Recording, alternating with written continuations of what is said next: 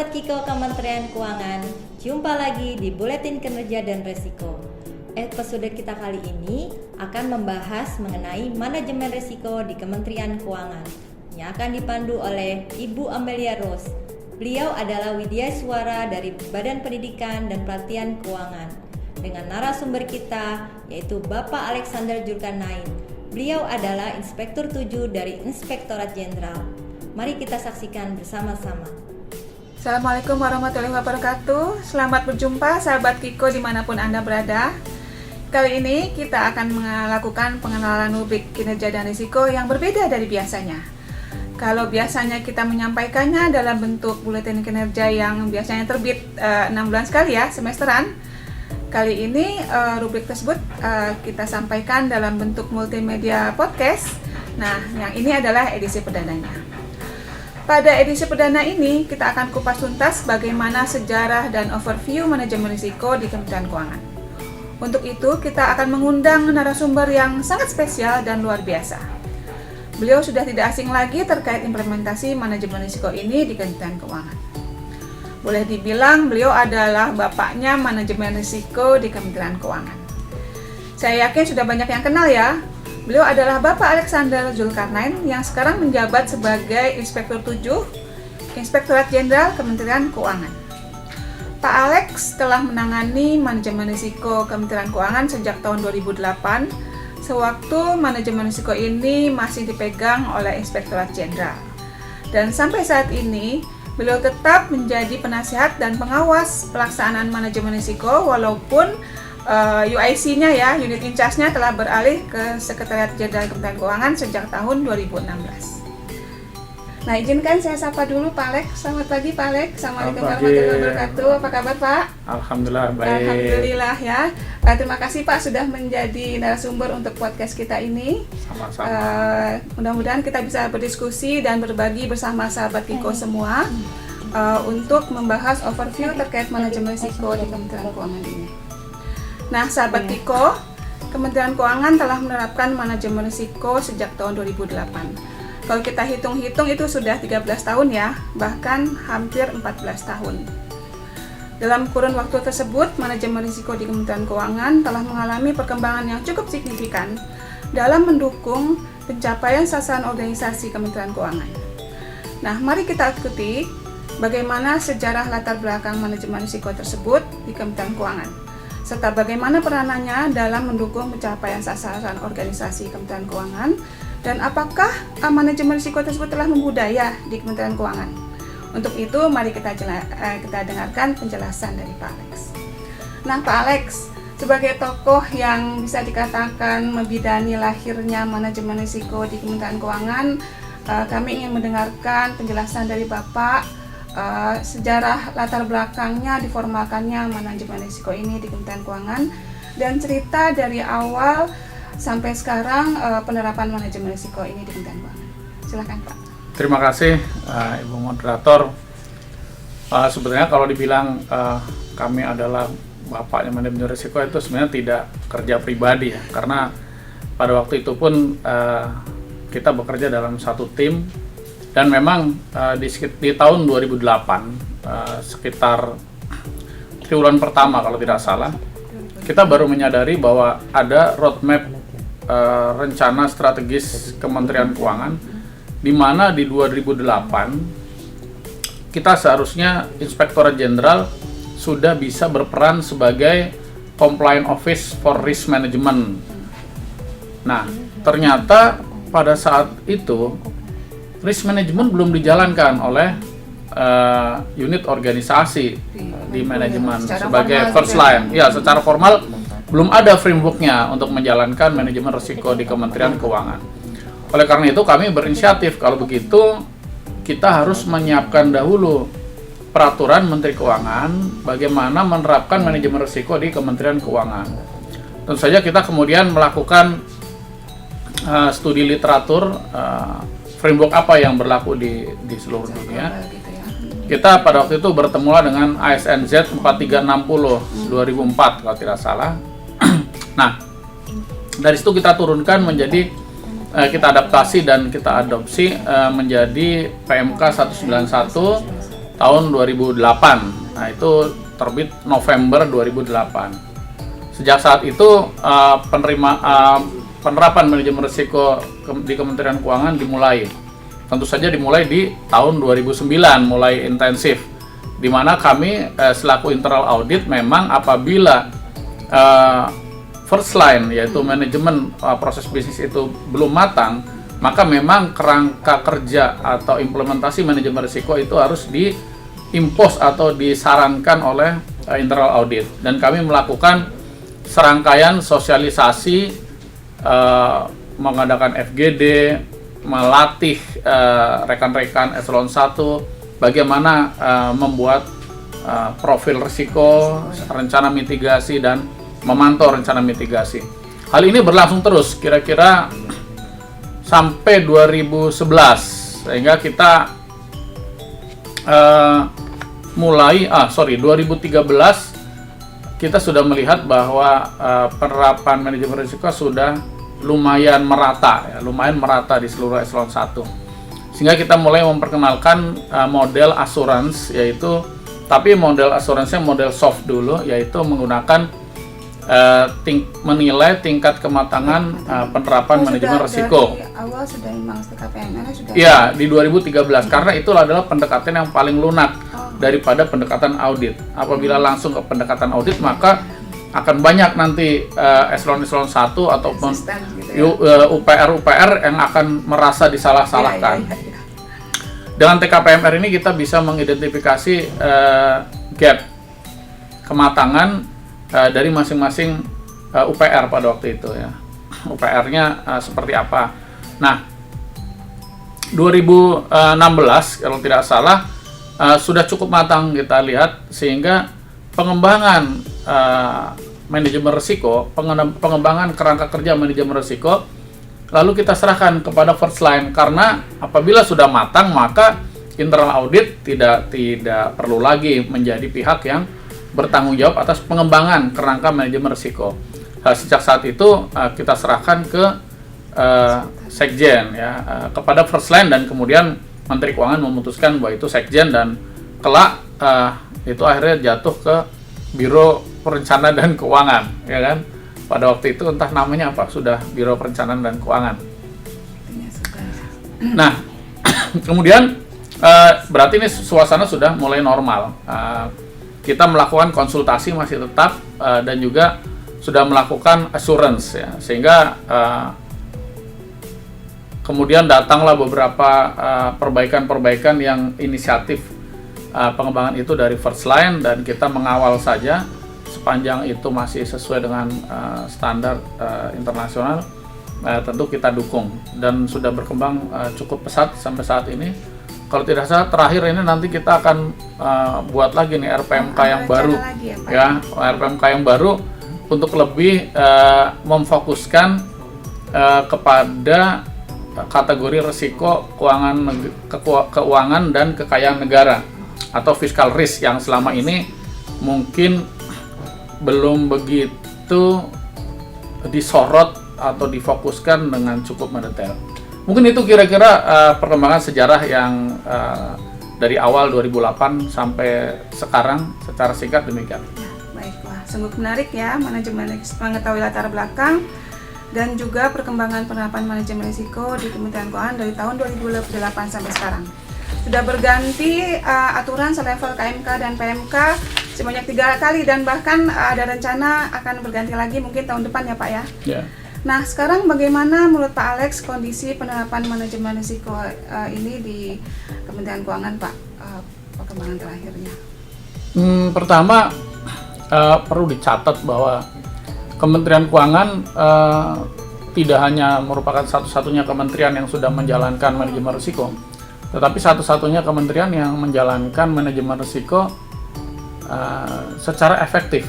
Tidak hanya membuat PMK kemudian tidak dijalankan, tapi kita sudah dijalankan. Dan hal ini sudah mulai bisa merubah risk awareness culture kita, meningkatkan kesadaran risiko dari seluruh jajaran Kementerian Keuangan. Dan ini penting karena ini akan membantu meningkatkan resilience, ya, daya tahan organisasi. Nah, memang perkembangan ini tidak bisa serta-merta diperoleh. Itu butuh pematangan dan perkembangan selanjutnya. Dan menurut kami perkembangan sampai saat ini masih cukup linear, dalam arti kata selalu meningkat sepanjang tahun, selama beberapa tahun itu. Kematangan manajemen risiko di Kementerian Keuangan cukup lancar dan meningkat, dan hal ini terlihat dari beberapa pembicaraan di antara para pejabat sudah mulai menyinggung bagaimana nih manajemen risikonya dan sebagainya, sehingga manajemen risiko sudah mulai embedded, sudah mulai menyatu dalam pengambilan keputusan dan proses bisnis. Mungkin ini perkembangan yang sangat pesat ya, dan sejauh yang kami tahu kayaknya hanya kita nih di Kementerian Keuangan yang sudah berkembang gitu sejauh ya, ini ya. Begitu ya Pak ya.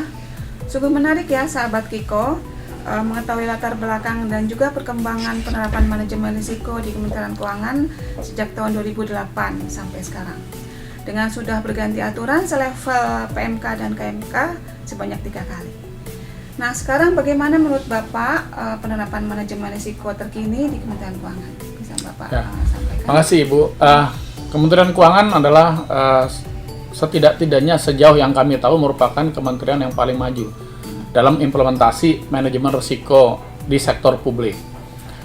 Pengembangan tentu saja karena kita sudah menerapkan sejak awal ya, 2008. Kita juga yang pertama ya Pak ya? Kita yang pertama, 2008, meskipun bukan yang pertama membuat peraturannya, tapi kita adalah setidak-tidaknya sepengetahuan kami, kita adalah yang pertama yang mengerjakan manajemen risiko ini secara serius. Sehingga sepanjang 2008 atau 2009 awal sampai saat ini tentu saja sudah sangat maju perkembangannya. Manajemen risiko setidak-tidaknya sudah mulai masuk ke dalam proses pengambilan keputusan dan juga ke dalam proses bisnis kita. Kita bahkan sudah bisa menyiapkan risk control matrix di hampir atau kalau tidak sebagian besar proses bisnis kita. Nah, sehingga sebetulnya meningkat lagi bahwa manajemen risiko kita sudah mulai bisa juga menjadi early warning system bagi Kementerian Keuangan. Nah, inovasi-inovasi lain tentu saja terjadi dan itu dikembangkan terus oleh rekan-rekan di Sekretariat Jenderal, dalam hal ini Biro Perencanaan Keuangan, seperti misalnya mengembangkan indeks risiko utama, kemudian mulai beranjak dan mengidentifikasi positive risk ya, meskipun baru masih dalam periode awal, tapi menurut kami perkembangan semacam ini semakin mematangkan dan akan membuat organisasi Kementerian Keuangan semakin resilience. Demikian. Ya, artinya sejak dari awal dulu sudah meningkat tingkat kematangannya itu kalau misalnya kita melakukan pengukuran ya Pak ya? Ya, betul. Secara linear dia semakin meningkat. Tentu saja tantangan dan perubahan yang cepat terjadi mengharuskan kita semua melakukan adaptasi terus-menerus ya. Seperti tadi kami sampaikan di awal, kita juga sekarang sudah mulai memperhatikan dengan lebih rinci fiscal risk ya, atau meskipun kategori itu sudah cukup lama ada, cuman kali ini akan kita lebih explore lebih jauh. Demikian. Baik Pak Alex, menyambung penjelasan Bapak tadi, bagaimana menurut pendapat Pak Alex dukungan manajemen risiko ini dalam pencapaian sasaran organisasi yang ini dicapai dalam manajemen kinerja di Kementerian Keuangan? Baik, Ibu Amelia Ros dan rekan-rekan pendengar podcast sekalian, memang perlu kita perhatikan bahwa manajemen risiko itu sangat erat kaitannya dengan manajemen kinerja, karena identifikasi risiko itu diawali dari identifikasi sasaran. Dengan demikian, keduanya merupakan dua sisi saja dari satu mata uang. Ya. Sementara itu memang dalam pencapaian sasaran organisasi tentu saja penuh ketidakpastian di masa datang. Itulah yang namanya risiko. Tidak ada satu organisasi pun yang bebas dari ketidakpastian, ya kan?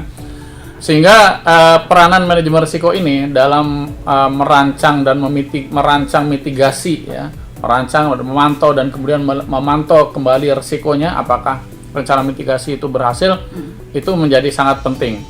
Berbagai risiko, baik risiko yang bersifat strategis, operasional, fraud, dan sebagainya sesuai dengan kategori risiko yang kita buat, itu sangat penting dan mungkin saja akan melanda organisasi kita.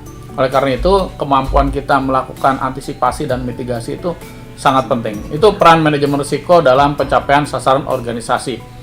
Itu juga akan terlihat nanti akan meningkatkan daya tahan atau resilience organisasi kita dalam menghadapi risiko-risiko yang semakin tidak pasti dan banyak sekali nanti akan emerging risk ya ke depan yang akan muncul, dan kita sudah cukup memadai lah kemampuan kita untuk bisa mengantisipasi hal-hal seperti ini. Mungkin demikian itu. Terima kasih ya. Jadi memang instrumen yang digunakan itu sudah cukup mumpuni ya Pak ya dalam menghadapi tentu saja, tapi memang harus dikembangkan ya. Seperti tadi kita akan terus melakukan continuous improvement terhadap kerangka dan juga bagaimana implementasi yang lebih baik. Seperti misalnya mungkin kelak akan hadir misalnya sebuah aplikasi yang memudahkan kita melakukan proses manajemen risiko, dan juga mungkin akan diperkenalkan metode-metode yang lebih canggih dan terstruktur dalam identifikasi, analisis, evaluasi maupun dalam melakukan perancangan rencana mitigasi. Demikian. Jadi seperti yang kita sepakati tadi bahwa instrumen manajemen risiko di Kementerian Keuangan sudah cukup mumpuni ya Pak bagi Kementerian Keuangan untuk mengelola risikonya yang cukup dinamis ya. Nah sekarang kita beralih sedikit Pak. Menurut Bapak konsep manajemen risiko di Kementerian Keuangan ini sudah mengadopsi enterprise risk management nggak Pak, yang dimana organisasi itu harus menjalankan dan terintegrasi dalam pelaksanaan proses bisnisnya terkait manajemen risiko ini? Baik, terima kasih sahabat Kiko sekalian. Kalau kita melihat kondisi terakhir ya di KMK 577, KMK 01 tahun 2019, ini yang merupakan penyempurnaan beberapa kali dari ketentuan mengenai implementasi manajemen risiko di Kementerian Keuangan.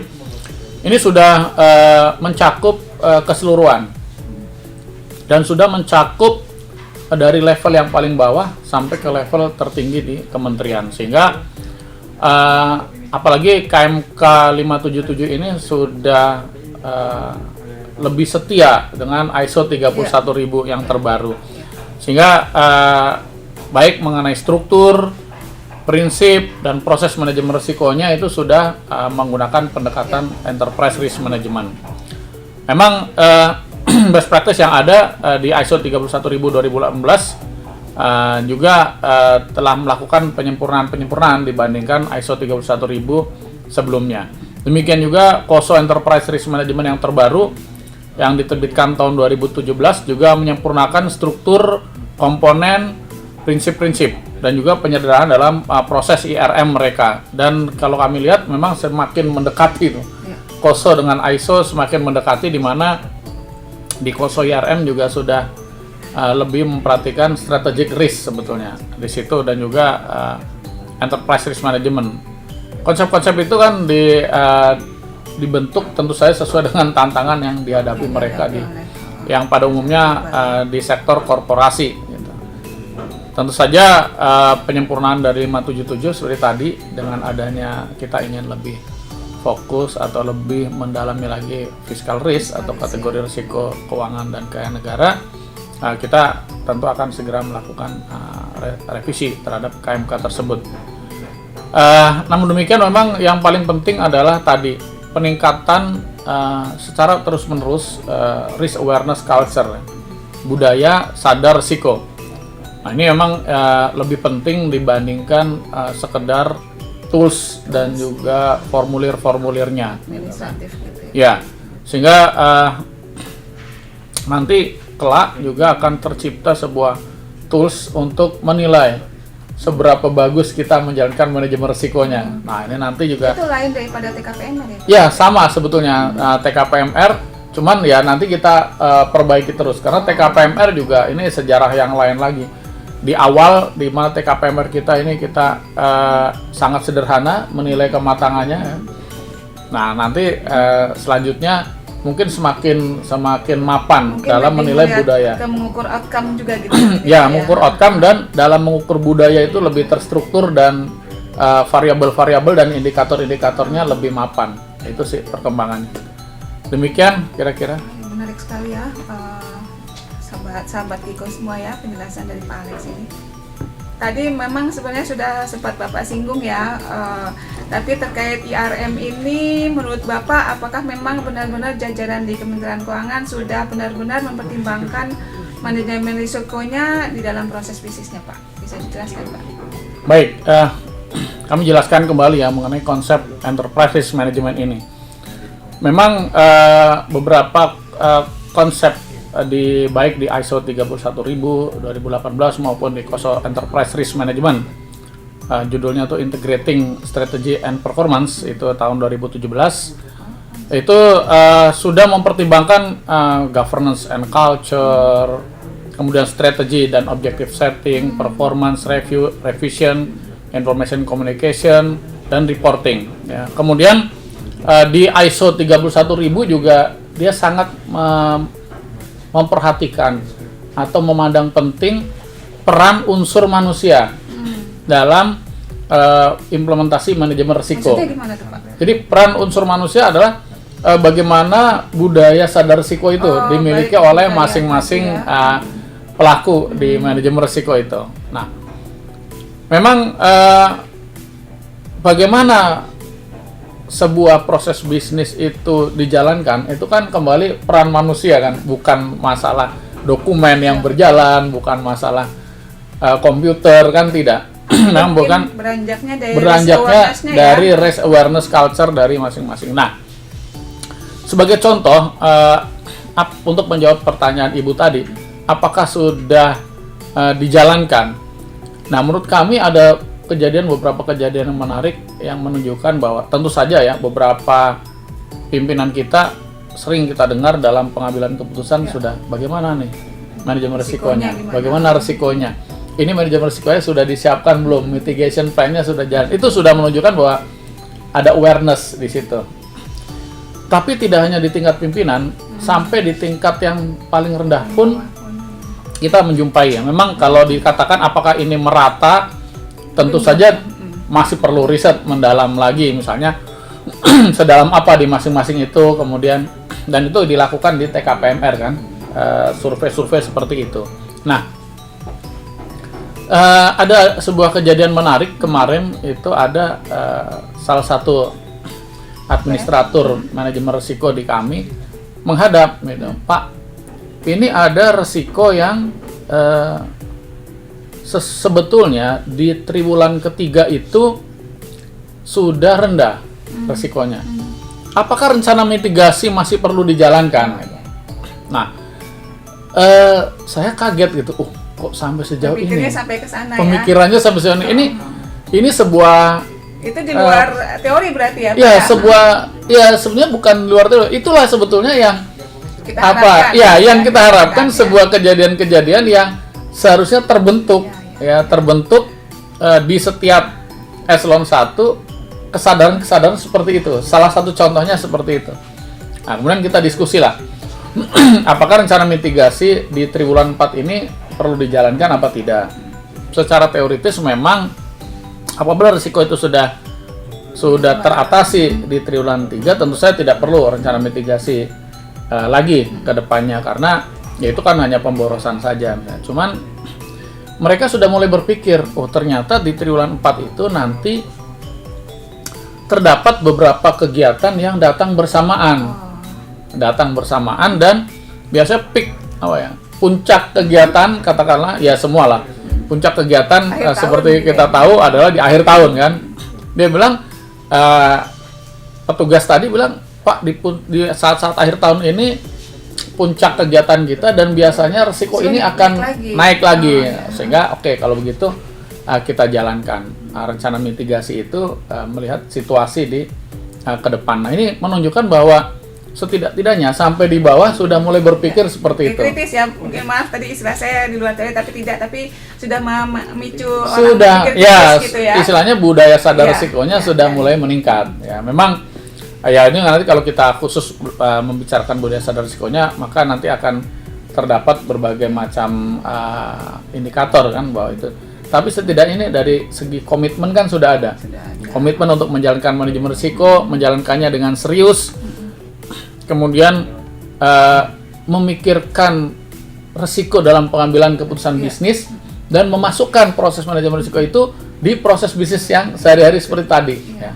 Jadi seperti itulah di Kementerian Keuangan, meskipun ini tidak kami tidak mau berpretensi bahwa ini akan secara merata seperti itu, tapi setidak-tidaknya menurut kami sukses story semacam ini niscaya sudah cukup banyak di Kementerian Keuangan, dan kita sudah cukup nyaman dengan kondisi seperti itu, meskipun tentu saja nih perlu dimasalkan, lebih disosialisasikan, lebih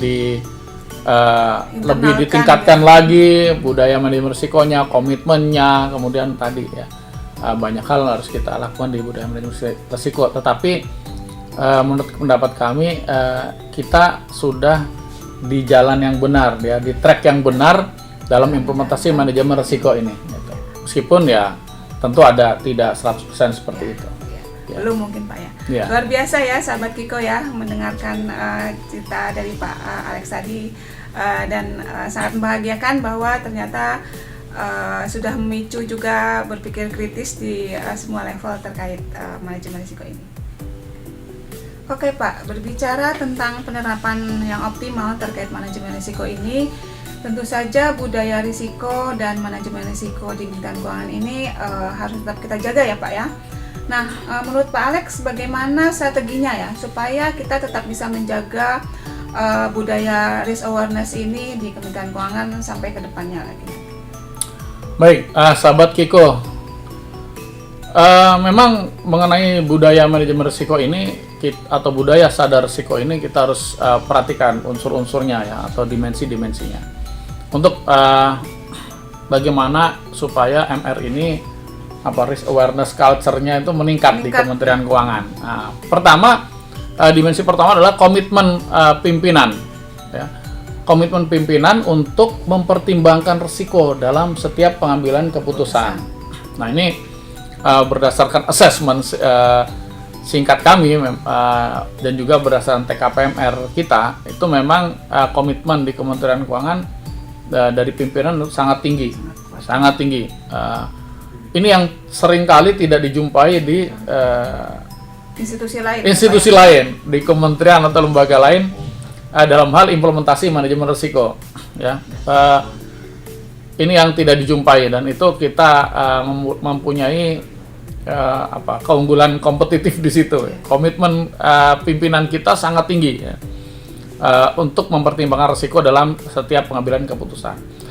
Yang kedua adalah komunikasi yang berkelanjutan ke seluruh jajaran organisasi ya, mengenai pentingnya manajemen risiko ini, baik bersifat top down maupun bottom up. Ya.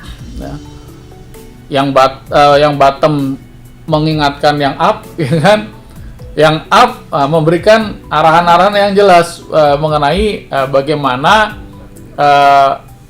pentingnya manajemen risiko ini harus kita jalankan dengan baik. Jadi dalam komunikasi ya, sehari-hari gitu ya, Pak. Dalam operasional sehari-hari. Seperti tadi ya, ada bottom up ya, administrator manajemen risiko saya mengingatkan ke saya, Pak, ada seperti ini ya.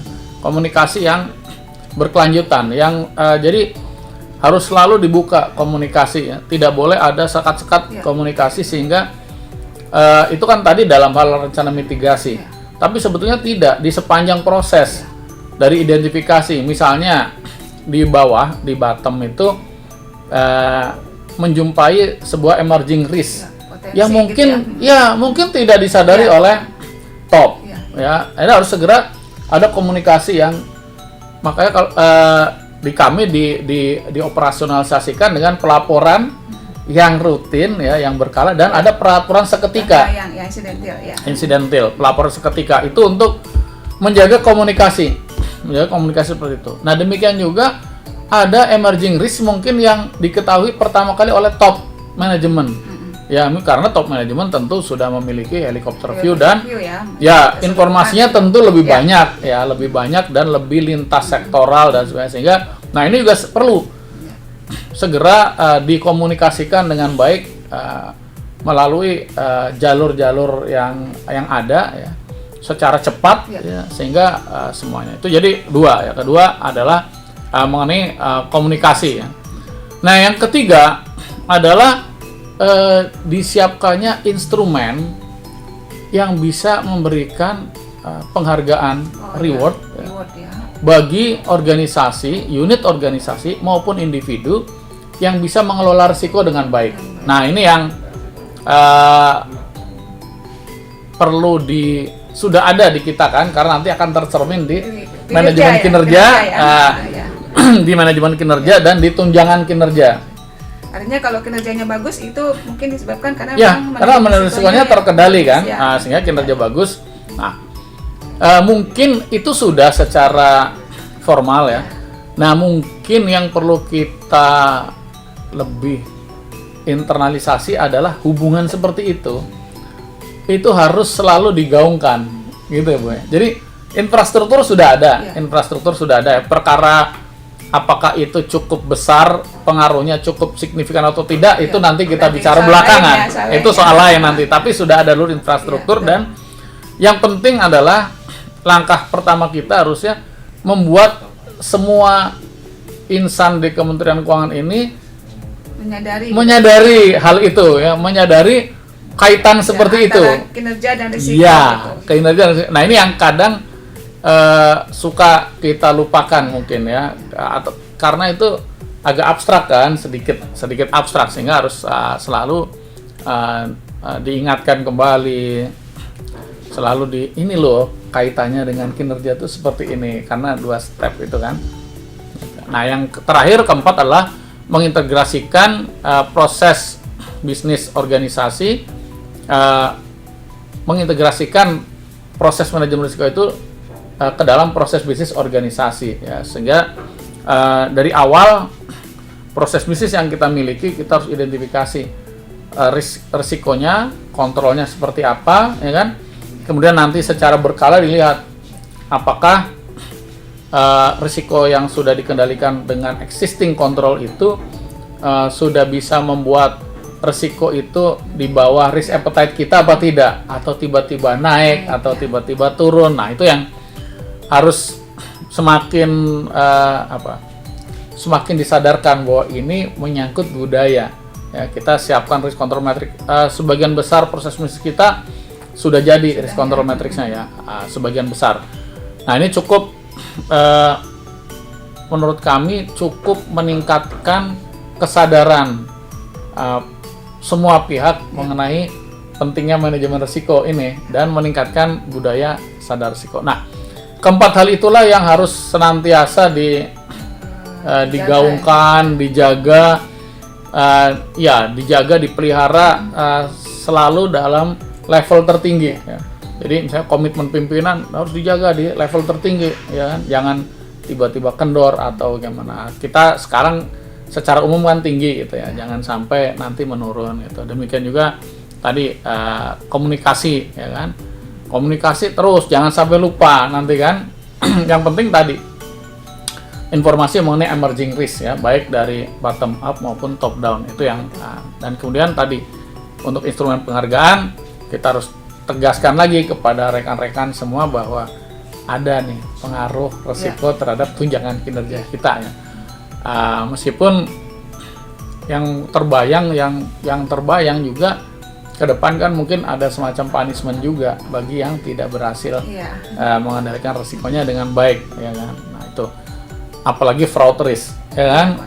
Fraud risk yang tidak terkendali dengan baik tentu punishment-nya harus ada ya, dan jelas. Nah, itu mungkin perkembangan selanjutnya ya. Sekarang sudah ada infrastrukturnya, tapi tinggal kita tekankan kembali akan pernah itu. Juga tadi mengintegrasikan proses bisnis. Jadi demikian 4 unsur atau 4 dimensi dari budaya manajemen risiko yang harus senantiasa kita jaga dan kita tingkatkan. Ya, berarti memang sebenarnya sudah diterapkan, tetapi ya tetap harus dijaga Ya. terus menerus ya Pak ya, 4 proses itu. Makasih Pak. Baik Pak, menarik sekali ya sahabat Kiko mendengarkan cerita penerapan manajemen risiko serta filosofi manajemen risiko di Kementerian Keuangan. Yang sebenarnya kita dapat katakan bahwa kementerian kita itu adalah pelopor diterapkannya manajemen risiko ini secara formal. Nah, sebagai kementerian yang kerap menjadi leader dalam hal-hal yang bersifat strategis ya Pak ya, mohon masukan dari Bapak bagaimana supaya Kementerian Keuangan ini dapat mendorong penerapan implementasi manajemen risiko ini secara lebih luas secara nasional Pak. Baik, Sobat Kiko yang berbahagia, dalam lingkup yang lebih luas, sebenarnya Kementerian Keuangan memegang peran yang sangat strategis dalam pengelolaan keuangan negara. Karena di samping kita itu selaku pengguna anggaran, ya, yaitu BA15 yang dikelola oleh rekan-rekan Rocanku, tapi kita juga merupakan pengelola fiskal dan juga perwakilan pemerintah bagi kekayaan negara yang dipisahkan. Nah, oleh karena itu kita berkomitmen untuk mengembangkan terus-menerus pengelolaan risiko keuangan negara ini, yang tentu saja menyangkut hampir seluruh KL, bahkan Pemda, karena sebagai pengelola fiskal, sebagaimana kita ketahui, kita juga mengelola BA Bun yang menyangkut di dalamnya ada transfer ke daerah, menyangkut subsidi dan sebagainya. Itu sehingga, nah, pengembangan ini sebagaimana tadi kita sampaikan juga bahwa kita akan semakin fokus dan mendalami lebih lanjut pengelolaan risiko keuangan dan kekayaan negara atau risiko fiskal. Tentu saja ini akan berpengaruh karena hampir semua kementerian dan lembaga akan berpengaruh. Pengembangan ini diharapkan bisa meningkatkan transparansi dan memberikan informasi yang lebih komprehensif mengenai manajemen risiko di bidang keuangan negara, ya kan? Dan akhirnya secara umum nanti bisa diperoleh pengelolaan fiskal yang efektif dan efisien, ya, dan berhasil guna ya mendapatkan outcome sesuai dengan yang direncanakan oleh pemerintah.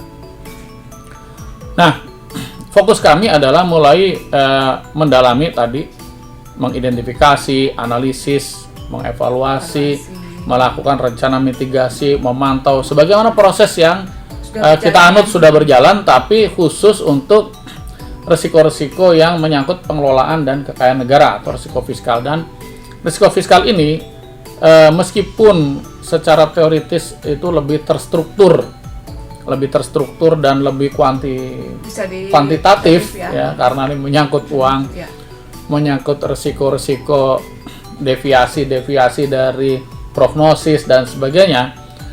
Tapi tentu saja dari hasil studi literatur itu memang konsep-konsep ini juga termasuk konsep yang belum terlalu lama berkembang. Ya, ini juga perlu diperhatikan kita semua.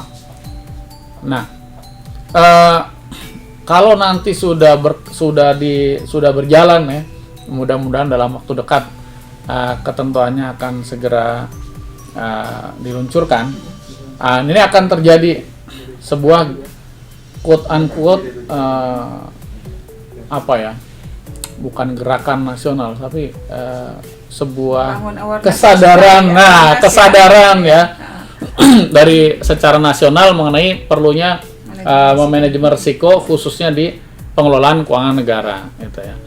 Nah, sampai saat ini memang ya kalau di Kementerian Keuangan seperti implementasi manajemen risiko fiskal di rapat-rapat ALM itu kan sudah berjalan. Ya, tapi nanti hal ini tentu akan kita perluas lagi supaya kesadaran pengelolaan risiko keuangan negara ini atau risiko fiskal ini semakin meluas, dan itu tentu saja akan berpengaruh kepada kategori yang lain nanti di KLN akan menyebar dan quote unquote demam manajemen risiko ini akan menyebar ya. Nah, sejauh ini juga Inspektorat Jenderal sudah beberapa kali ya memberikan semacam studi banding, sosialisasi, ya sosialisasi, studi banding dari KL lain yang ke tempat kita gitu datang, ya, Pak? kita nerima juga, kita datang juga karena diminta untuk melakukan FGD mengenai manajemen risiko atau memberikan ya FGD mengenai kementerian lembaga yang akan menyiapkan peraturan menteri atau peraturan kepala lembaga berkenaan dengan manajemen risiko. Kita sering diajak diskusi ya. Ya mudah-mudahan ya ada beberapa kementerian dan lembaga lah yang sudah diskusi dengan kami juga. Nah, ini juga merupakan embrio-embrio untuk semakin menyebarkan proses implementasi manajemen risiko di kementerian dan lembaga. Beberapa lembaga juga berdiskusi dengan kami, seperti BPK juga sedang mendiskusikan perlunya kerangka nasional manajemen risiko, gitu kan. BPKP juga sesuai dengan mandat sedang menyiapkan perpres mengenai manajemen risiko dan kita merupakan salah satu yang diajak diskusi. Jadi demikianlah, ada berbagai macam front, ada berbagai macam berbagai macam lini ya untuk semakin menggelorakan atau menggairahkan implementasi manajemen risiko di seluruh KL yang kelak akan meningkatkan juga risk awareness culture dari seluruh KL dan juga Pemda, mudah-mudahan ya secara nasional. Demikian kira-kira. Jadi prosesnya sebenarnya udah berjalan ya. Sedang. Campur tangan kita gitu untuk sudah mendorong sudah berjalan. Cuman kalau hasilnya mungkin belum seperti yang kita harapkan ya itulah yang mesti kita membuat kita terus menerus dan tidak mudah putus asa untuk senantiasa menggaungkan ini, karena ini bermanfaat bagi organisasi yang bersangkutan maupun bagi tadi ya nasional gitu kan, khususnya tadi di pengelolaan keuangan negara. Demikian. Nah Pak, kembali ke penerapan manajemen risiko di Kementerian Keuangan ya. Walaupun ini sudah dijalankan sudah cukup lama ya Pak ya, tapi nggak bisa kita pungkiri bahwa di beberapa unit di internal Kementerian Keuangan ini masih ada yang menganggap bahwa manajemen risiko ini masih merupakan beban administratif Pak. Nah, bagaimana pandangan Bapak agar anggapan ini dapat ditekan, diminimalkan, dan justru bisa melihat bahwa sebenarnya manajemen risiko ini adalah tools, alat yang sangat membantu kita dalam bekerja dalam organisasi kita. Baik, ya, terima kasih sahabat Kiko yang berbahagia. Memang benar masih ada beberapa pihak yang mungkin ya berpendapat demikian, Ibu. Meskipun menurut kami jumlah yang berpendapat demikian semakin lama semakin berkurang, karena kita sudah menerapkan sekian lama, sehingga di awal-awal memang iya, itulah makanya kita selalu menekankan pada waktu itu selalu collect success story.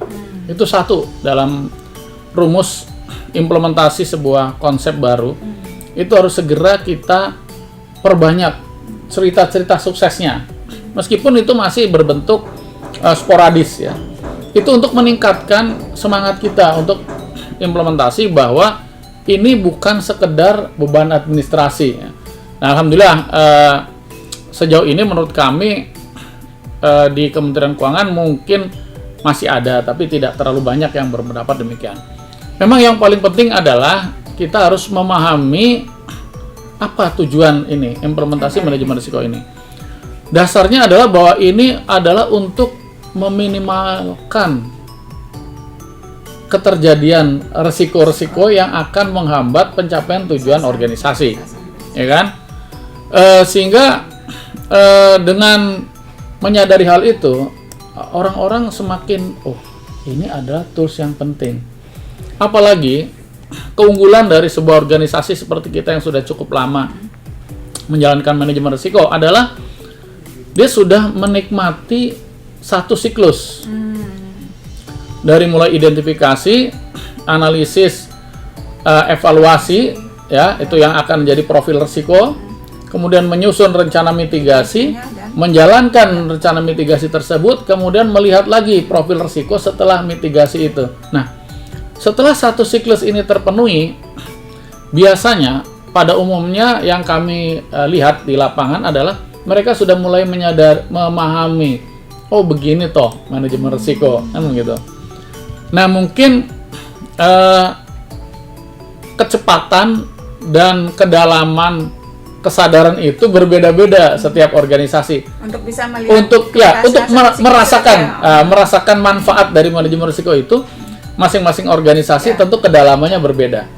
Misalnya sebuah organisasi yang katakanlah kita bahas risiko keuangan negara, risiko akuntabilitas, yaitu WTP. Mungkin bagi organisasi yang sudah lama WTP, terus baru diterapkan manajemen risiko untuk hal itu mungkin tidak terasa. Tidak begitu berasa ya. Tidak begitu berasa. Ya.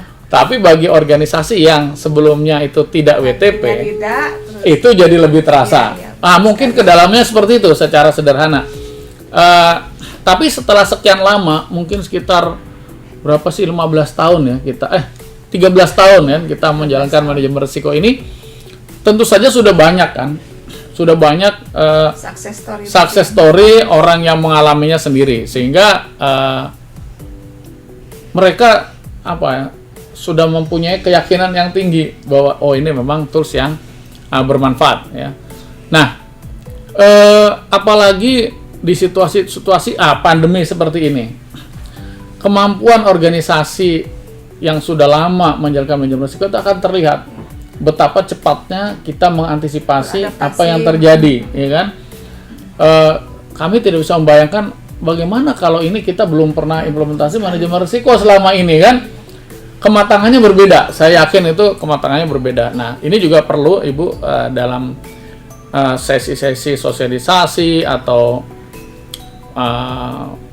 pemasalan ya, atau sosialisasi atau pendalaman manajemen risiko, hal ini perlu digaungkan juga ya, bahwa ini adalah tools yang bermanfaat ya.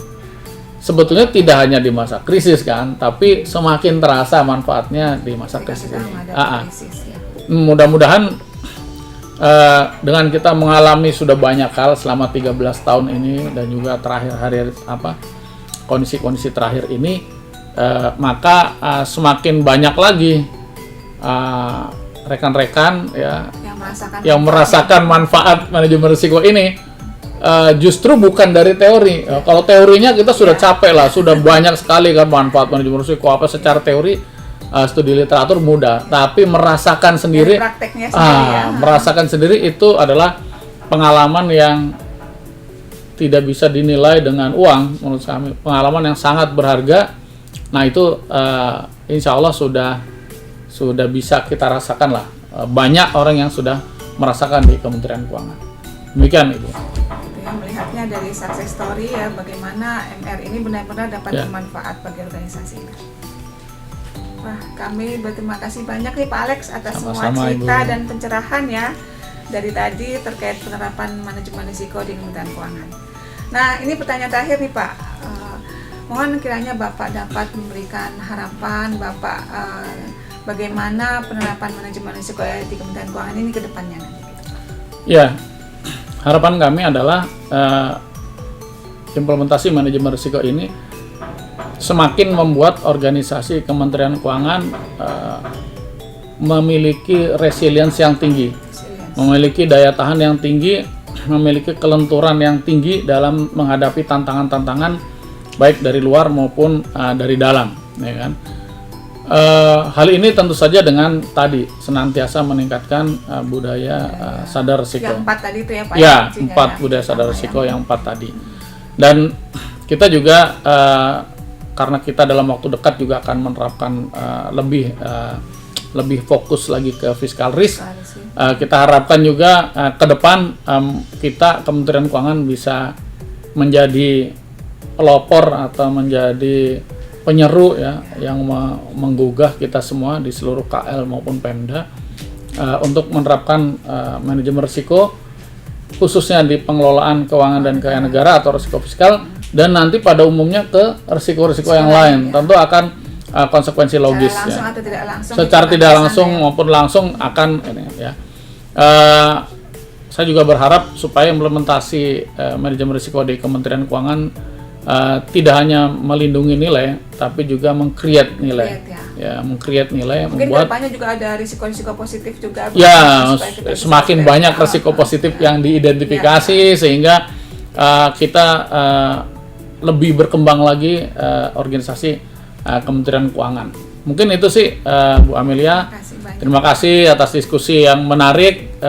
Tolong jangan segan-segan Sobat Kiko sekalian untuk bisa berhubungan dengan kami. Kami terbuka. Diskusi apa saja bisa dihubungi nanti, di panitia akan bisa menaruh kontak-kontak person yang bisa dihubungi untuk mendiskusikan hal ini. Terima kasih. Assalamualaikum warahmatullahi wabarakatuh. Salam sejahtera. Nah, sahabat Kiko, sebelum menutup materi overview manajemen risiko ini, izinkan saya menyampaikan kembali kesimpulan dari hasil perbincangan saya dengan Pak Alexander Zulkarnain tadi. Pertama, bahwa perjalanan manajemen risiko Kementerian Keuangan tidak berhenti di satu titik. Continuous improvement atas penerapan manajemen risiko ini perlu terus kita maksimalkan ya. Nah, terkait hal tersebut, hal yang kedua, fakta yang sangat penting dan perlu disadari adalah tidak ada satupun organisasi yang terbebas dari ketidakpastian atau risiko. Sehingga peranan manajemen risiko ini menjadi sangat krusial. Berbagai risiko, baik teknis maupun non-teknis, sangat mungkin melanda suatu organisasi. Kemudian untuk mengoptimalisasi budaya sadar risiko, sebagaimana disampaikan oleh Pak Alex tadi, dimensi yang paling utama yang perlu difokuskan adalah komitmen pimpinan atau tone of the top ya, untuk mempertimbangkan risiko dalam setiap pengambilan keputusan. Kemudian yang tidak kalah penting adalah perlu adanya komunikasi yang berkelanjutan kepada seluruh jajaran organisasi mengenai pentingnya manajemen risiko ini, baik bersifat komunikasi yang sifatnya top down ataupun bottom up, sebagaimana tadi sudah dicontohkan ceritanya oleh Pak Alex ya. Kemudian penting juga untuk membangun kultur dengan menggunakan instrumen penghargaan terhadap organisasi. Sebenarnya kultur ini sudah ada ya, sudah cantumkan atau sudah terkait dengan reward di dalam manajemen kinerja. Nah, yang ketiga, untuk mengoptimalisasi budaya sadar risiko sebagaimana disampaikan oleh Pak Alex tadi, ada beberapa dimensi ya. Dimensi yang paling utama yang perlu difokuskan adalah komitmen pimpinan atau tone of the top untuk mempertimbangkan risiko dalam setiap pengambilan keputusan. Kemudian yang tidak kalah penting adalah terus adanya komunikasi yang berkelanjutan kepada seluruh jajaran organisasi mengenai pentingnya manajemen risiko ini, baik sifatnya itu top down maupun bottom up. Selanjutnya penting juga untuk membangun kultur dengan menggunakan instrumen penghargaan atau reward ya terhadap organisasi. Sebenarnya ini sudah ada di dalam dukungan terhadap reward manajemen kinerja. Dan juga perlu juga ada semacam penghargaan terhadap pegawai yang dapat mengelola risiko dengan baik ya, peran sertanya dalam mengelola risiko dengan baik. Kemudian yang terakhir adalah bagaimana kita bisa mengintegrasikan secara penuh manajemen risiko ini dalam proses bisnis organisasi. Kesimpulan berikutnya adalah komitmen Kementerian Keuangan untuk selalu mengembangkan pengelolaan risiko keuangan negara atau fiskal yang akan sangat membutuhkan kaitan dengan berbagai instansi, kelembagaan, bahkan pemerintah daerah. Untuk itu, secara tidak langsung kita akan dapat mendorong penerapan manajemen risiko ini secara nasional, khususnya dimulai dari risiko fiskal tadi. Sehingga institusi lain dapat mengoptimalkan pengelolaan risiko fiskal yang dihadapi tersebut, serta secara langsung ataupun tidak langsung akan terbangun aset liability management yang baik di seluruh Indonesia. Demikian sahabat Kiko, hal yang dapat saya simpulkan dari penjelasan Pak Alexander Zulkarnain tadi. Mudah-mudahan dapat menambah wawasan sahabat Kiko semua untuk lebih mengenal penerapan manajemen risiko di Kementerian Keuangan, mengenal manfaatnya juga, dan juga dapat menjaga budaya manajemen risiko ini kita bersama ya di unit kerja kita masing-masing. Baik sahabat Kiko, kita sudah mendengarkan penjelasan yang sangat mencerahkan terkait berbagai hal dalam manajemen risiko ini.